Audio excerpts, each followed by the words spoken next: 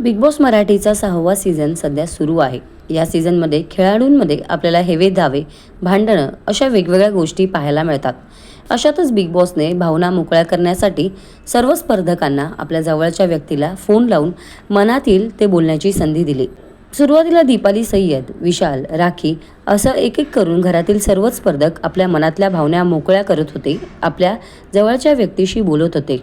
तर दुसरीकडे मध्येच अनुश्री आणि प्राजक्ता या दोघीही सगळेजण रडत असताना हसल्या. तेव्हा बिग बॉस अनुश्री आणि प्राजक्ताला बोलले, जर तुमच्या दोघींमध्ये माणुसकी नसेल तर तुम्ही इथून उठून जाऊ शकता. या दोघींच्या हसण्यावर अर्थातच सर्वत्र नाराजी पसरते आहे. बिग बॉस हा जरी युक्ती आणि शक्तीचा खेळ असला तरीही भावनांना नेहमी इथे प्रथम स्थान दिले जाते. मात्र दुसऱ्यांच्या भावनांवर हसणे कितपत योग्य आहे हे तुम्हीच आम्हाला कमेंटमध्ये सांगा. बिग बॉस मराठीमध्ये तुमचा आवडता सदस्य कोण आहे आणि तुम्ही सर्वात जास्त कोणाला सपोर्ट करता हे देखील आम्हाला कमेंटमध्ये सांगा.